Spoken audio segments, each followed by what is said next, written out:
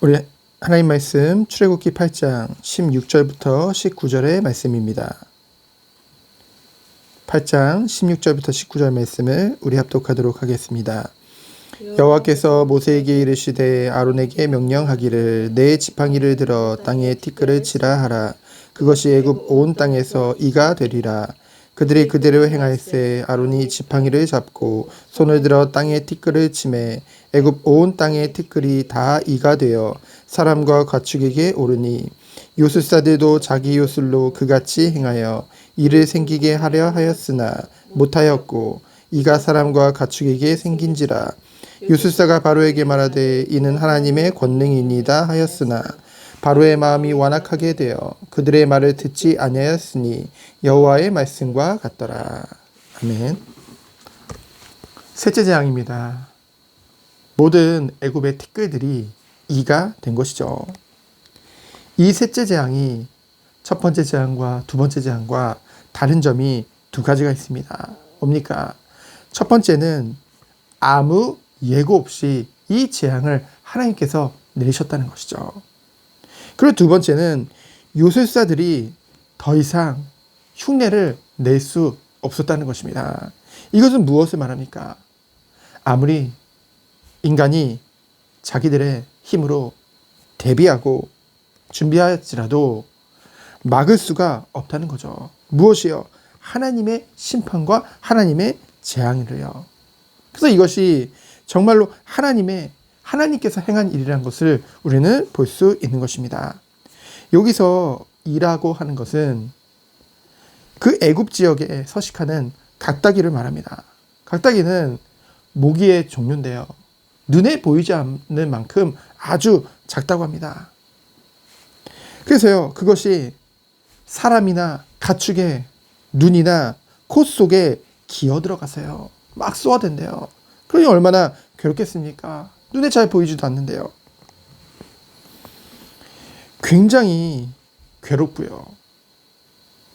호흡 곤란도 오고요. 심지어는 죽음에까지 이르게 하는 아주 고통스러운 곤충이라고 합니다. 그런데요, 애굽의 티끌이라고 했거든요. 티끌은 뭡니까? 가장 하찮으면서도 가장 흔한 거죠. 그리고 많은 거죠. 그 모든 티끌이 이로 변했으니 얼마나 끔찍합니까? 육체적 괴로움뿐만이 아니라 그들이 의지했던, 그들이 자랑스럽게 생각했던 그 애굽의 비옥한 땅이요, 모두 다 이로 변했으니 육신적인 고통뿐만이 아니라 심적으로도 굉장히 괴롭고 그 고통이 극에 달했겠죠. 요술사들도 또 이것을 흉내내려고 했습니다. 하지만 어떻게 했어요? 못 따라했죠. 그들의 고백입니다. 하나님의 권능입니다. 이것은. 이는 여호와 하나님을 믿고 인정한 것이냐? 아니죠. 그저 자신들이 모세나 아론보다 능력이 부족해서가 아니라는 거예요. 우리 능력이 부족해서가 아니라 엘로힘, 곧 전능자, 그 여호와 하나님이라는 그 유일하신 하나님이 아니라 그저 전능자라는 뜻이거든요. 곧 이스라엘 신의 능력이다.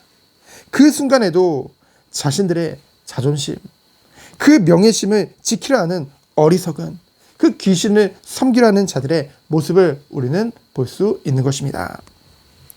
그들이 귀신의 힘을 빌려서 몇 가지 요술을 흉내내고 그런 일들을 행했지만은 결국 그것조차도 하나님이 허락하지 아니하면 못하는 거예요. 그들의 무능함이죠. 아무리 자신들이 대단하다, 자신의 능력을 자랑할지라도 하나님이 허락치 않으면은 그 모든 것들이 다 하나님의 통치권 안에 있는 예속된 그 제한된 존재라는 것을 우리는 볼 수 있습니다. 그래서 우리들은요, 두려워할 필요 없어요. 하나님을 섬기는 우리들은요, 그 어떤 것 앞에서도 흔들릴 필요가 없다는 거죠.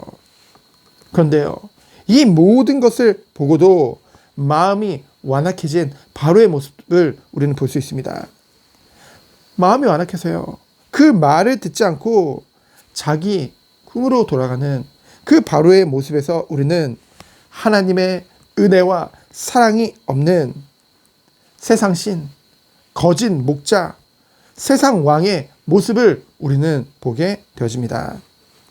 애굽의 왕궁에는요, 원래 애굽이라는 나라가 모기가 많다 보니까 그 왕실에서 쓰는 아주 촘촘하고 섬세한 모기장이 있었다고 합니다. 바로는 그거 의지한 거예요. 난 거기에 들어가면 되지. 난 그러면 괴롭지 않지. 아주 극한 이기심을 우리는 볼 수 있습니다. 백성을 사랑하지 않아요. 그들의 고통에 무감각한 그 아주 악하고 이기적인 모습을 우리는 보게 되어집니다. 이와 같이 하나님의 은혜가 없으면요, 이 사랑이 없는 이 세상의 권세자들, 우리가 의지할 것이 못 된다는 거예요. 반대로 실망할 필요도 없다는 거죠. 그들의 한계를 우리는 오늘 말씀을 통해서 볼 수 있습니다. 성도는 이러한 세상 속에서 지금 살고 있는데요. 그러면은 이러한 세상 속에서 하나님의 구별된 성도는 어떤 길을 걸어야 될까요? 오늘 말씀을 통해서 하나님께서 우리에게 교훈해 주고 계시죠. 첫 번째로, 지금 재앙을 만난 시대 가운데 살고 있습니다. 이 모든 것도 하나님의 주권 아래 있다는 것이죠. 우연이 아닙니다. 갈수록 어려워지는 이 세상을 보며, 불신자들을 보며 그들을 향해서 우리는 어떠한 중심과 마음을 가져야 될까요? 우리만 괜찮으면 될까요? 우리는 괜찮으니까, 우리는 그리스도의 은혜 안에 행복하니까 된 겁니까?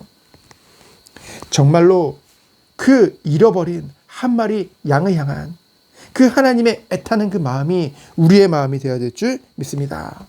우리가 형제를 잃어버렸다, 가족을 잃어버렸다, 마음이 편하겠습니까? 정말로 우리가 기도해야 되겠죠. 정말 하나님의 마음을 가지고 그들을 놓고 기도해야 될 줄 믿습니다.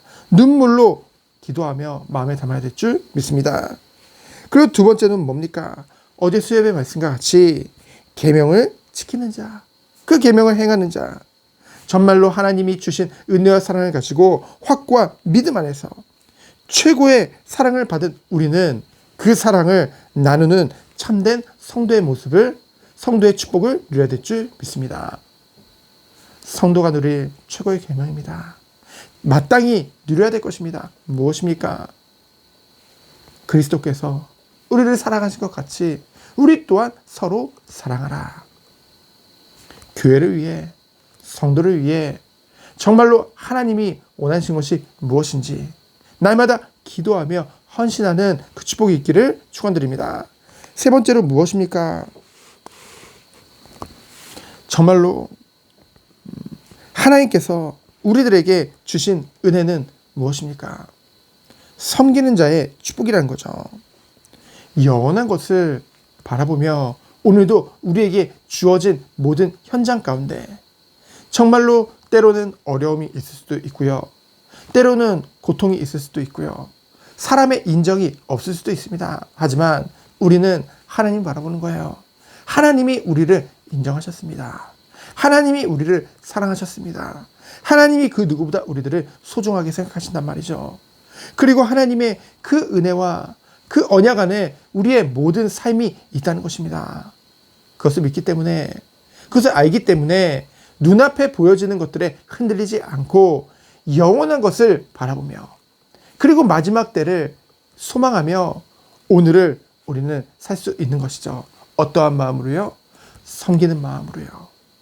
정말로 하나님의 은혜를, 사랑을 나누는 그 중심을 가지고요. 오늘도 이 말씀을 언약으로 붙잡고 내가 있는 현장 가운데 승리하는 우리 모든 성도님들 되어지기를 예수 그리스도의 이름으로 축원드립니다. 이 시간 기도합니다. 하나님 감사합니다. 눈앞에 보이는 세상을 의지하는 것이 아니라 영원한 하나님을 바라보게 하여 주옵소서. 주님이 원하시는 그 은혜 속에, 그 응답 속에 들어가는 우리 성도님들로 주께서 축복하여 주옵소서. 살아계신 예수 그리스도의 이름으로 기도합니다. 아멘. 하나님 감사합니다. 비록 우리는 연약하나 하나님은 완전한 신조를 믿습니다. 그 완전하신 하나님을 바라보며 오늘 주님만을 의지하며 나갈 수